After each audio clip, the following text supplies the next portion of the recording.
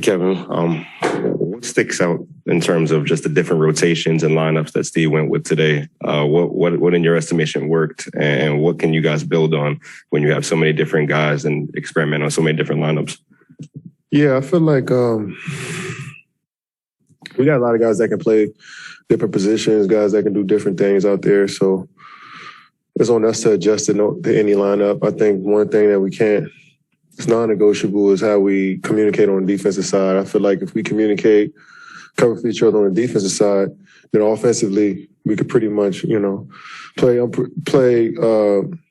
in a nice little flow, play with each other a little better once we get stopped. So no matter the lineups, it's just got to be on one. We got to be on one page defensively. Steve had insinuated that you guys still had a long way to go to get where you wanted to get to. I'm curious as to what you think you guys need to improve on to get to that point.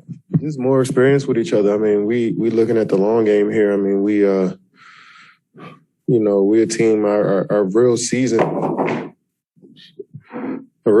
starts. We want to be rounding out the shape during the playoffs, and so throughout this year, we definitely want to play great basketball in the regular season. I'm not saying that, but it may not be the start of the season or first month of the season. We're still trying to figure stuff out, but we understand the long game, and we just got to keep grinding every day.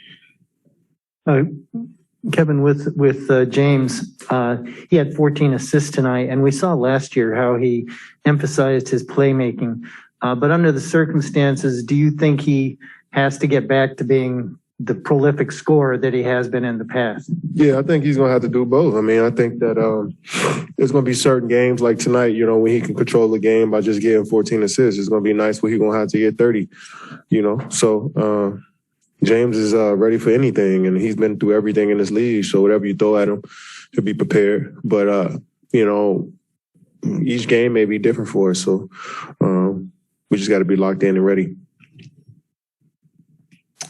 Okay, Kevin. Since you mentioned James, this is twofold. One, I'm just curious how you see this team having to play differently, presuming that Kai is not here for the long haul. He could walk through the door tomorrow. But assuming that he's not here, how do you see this team having to go about their business a little bit differently?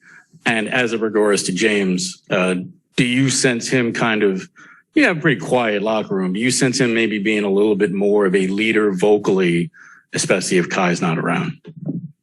I feel, when you're losing somebody like Kyrie Irving, it's hard to, on the fly, just figure out where you're going to get that production from. So I think over time, we're going to start to figure out which guys going to step up and play and fill that void of, those minutes, those shots, those opportunities.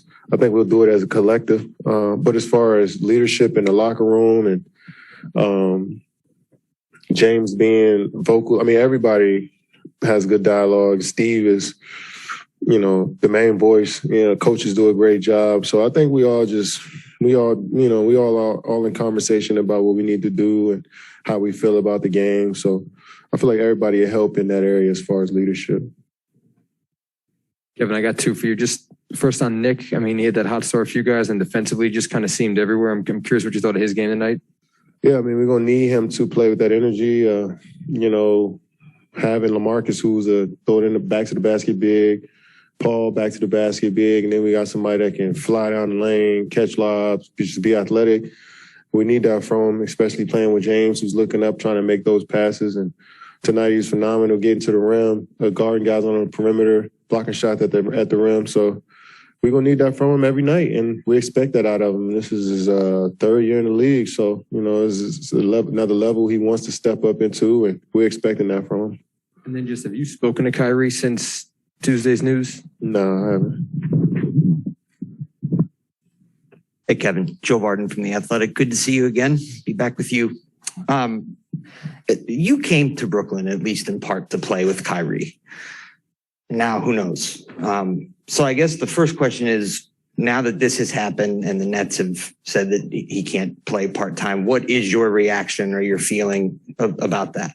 I definitely want Kyrie to be around. I wish none of this stuff would happen, but, this is the situation that we're in. And, Kyrie made his decision on what he wanted to do. He chose to do what he wanted to do, and the team did the same. And, you know, this is on me to just focus on me and do my job, you know, and I let those two parties handle that situation. So, you know, I want our whole team together. I want us to be at full strength, but sometimes it don't work out that way. But I'm still positive that things will work out in the best for both parties. And you've said, I mean, you have said tonight that you guys are going to have to try to figure out how to make up for the production. And that's probably going to fall somewhat on your shoulders. I mean, you're a prolific scorer, but you're going to have to do more than you would have to do if he was here. And I'm just wondering what you feel about that part of it. I know you guys have talked about how it's a personal decision and whatnot, but now this actually affects you and the Brooklyn Nets in a way that doesn't have to be. So I guess to play devil's advocate, you know, why aren't you guys upset? Well, you know what I mean. Yeah. I guess why aren't you upset? Because I mean, we still get to do what we love to do every day. We still get the opportunity to play. This is not the ideal situation coming into the season, but you know, some of this out of our control. So what we can do is come in and focus on our jobs every single day. And what is Ben Mag going to do? We're not going to change his mind. You know what I'm saying? So it's like, you know, we'll let him figure out what he needs to do and the team figure out, you know, what they need to do. And us as players, when we in the locker room, we on the floor, we're going to work with each other. So, you know, life is amazing. So I can't be too mad at somebody making a decision for themselves. You know, that's who am I to get upset at that, you know? So just focus on what we got in this locker room. And when Kai's ready, I'm sure he'll talk to Joe and Sean and they'll figure that out and they'll tell us. So until then, we're going to keep grinding. Last one, Brian. Okay. Do you worry about this sort of being a question once the season starts, keep going? Like when you have a team that has maybe like free agency, you know, all year long, keeps getting asked and asked and asked.